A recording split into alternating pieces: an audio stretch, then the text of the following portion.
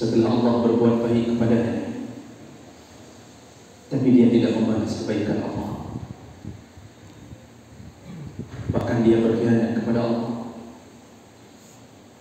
Allah datangkan Ramadan sebagai tanda kasih sayangnya. Di balik banyaknya dosa-dosa yang kita lakukan, pagi dan petang Allah merepotkan dirinya untuk mengajak hamba memohon ampun kepada Allah. Allah menyibukkan dirinya memikirkan hamba, tapi hamba bahkan tidak pun berfikir tentang Allah Subhanahu wa taala. Tapi kasih sayang Allah tidak pernah padam sampai Allah mengatakan, "Lau azanata 'anana as-sama'." Dalam salah satu hadis qudsi, seandainya engkau berbuat dosa dan dosamu disusul setinggi langit, "Lau ghafartani." Lalu engkau memohon ampun kepadaku, "La ghafartuka." Sungguh ku ampunkan engkau. Wala ubali. Aku tidak peduli sehebat mana dosamu, kata Allah. Ku ampunkan engkau, kata Allah. Begitu besarnya kasih sayang Allah. Bukankah kita ketika bersahabat dengan seseorang, ribuan tahun mungkin kalau kita berbuat baik kepada seseorang, sekali kita berbuat salah, maka yang diingat adalah kesalahan kita. Itu ciri-ciri bergaul dengan hamba. Kita boleh berbuat baik bertahun-tahun lamanya, tapi Masya Allah, sekali kita berbuat salah, maka yang dijadikan pegangan adalah kesalahan kita. Tapi Masya Allah, berbuat dengan Allah, berhubungan dengan Allah, bertahun-tahun kita berbuat jahat kepada Allah, bertahun-tahun kita berkhianat. Mungkin masa-masa sekolah kita, masa-masa mudanya kita, banyak yang meninggalkan salat, padahal itu perintah wajib. Bahkan hari ini pun orang-orang di tengah Ramadan pun meninggalkan salat, berlindung di balik nama bukber. Masya Allah, dia berpuasa tapi dia tinggalkan salatnya. Itu menunjukkan kebodohannya. Banyak orang yang hari ini bahkan tidak mengakui Allah sebagai Tuhannya, tapi sekali dia berbuat baik kepada Allah, dia taubat, dia bersyahadat kembali, maka apa yang dijadikan pegangan oleh Allah? Kebaikannya. Memori buruk bersama hamba dihapus oleh Allah. Begitu baiknya Allah kepada kita. Jemaah Allah, ketika kita ingin menemui seseorang pejabat, maka kita lah yang harus menunggu jadwalnya. Bahkan ketika kita sampai di kantornya, ajudan yang mengatakan bahawa dia telah keluar, kita terpaksa datang di hari esoknya. Esok kita datang pun tidak bertemu, datang lusa pun tidak bertemu. Begitu sulitnya menemui seorang hamba yang menjadi pejabat. Tapi lihatlah kalau berhubungan dengan Allah, Allah yang telah menyibukkan diri menunggu kita. Allah mengatakan, "Qumil laila illa qalila." Bangunlah malam walaupun sebentar. Tidak bisa sebentar, nisfahu, setengah dari sebentar.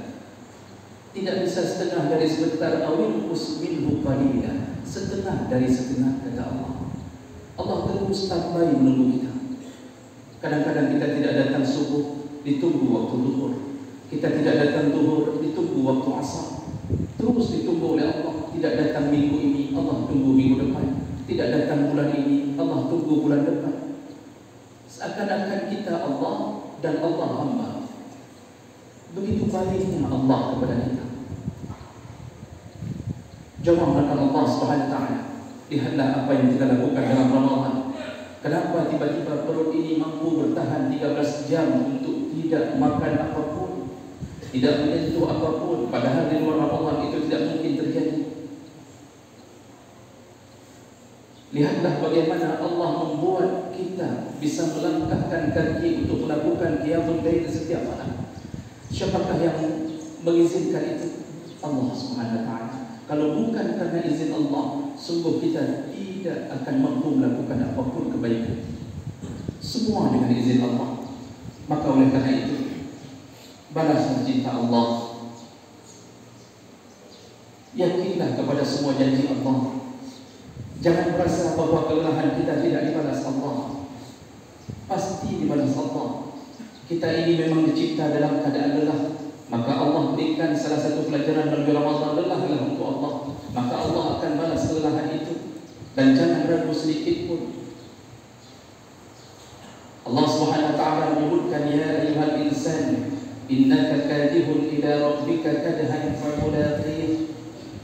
Wahai para manusia, kata Allah, engkau itu diciptakan dalam keadaan kadih, dalam keadaan capek di atas capek, lelah di atas lelah, dan tidak akan berhenti lelahmu sampai engkau berjumpa dengan Allah Subhanahu wa taala. Maksudnya sampai engkau menampakkan kakimu, setengah kakimu di dalam surga, berhentilah dari kelelahan. Allah balas dengan surga. Kenapa kita hari ini cemburu dengan orang-orang yang di luar kita yang mungkin kita rasa tidak lelah? Ketahuilah cuma akan Allah. Orang-orang kafir pun lelah. Mereka pun hidup seperti kita. Kita lelah dalam masjid-masjid kita. Kita lelah di saat kita datangi setiap azan berbunyi. Kita lelah menahan diri dari Senin dan Kamis. Kita menahan dari lapar dan minum kita dan dahaga kita. Kita lelah mendidik anak kita. Kita lelah kemudian mencari nafkah kita. Orang kafir pun melakukan itu. Orang maksiat pun lelah dalam maksiatnya. Semua lelah. Tapi apa beda kita dengan mereka? Apa beda kita dengan orang-orang yang bermaksiat dan lelah dalam maksiatnya? Allah mengatakan, in takunu ta'lamun fa innahum ya'lamuna kama ta'lamun wa tarjuna min Allah ma la yarjun.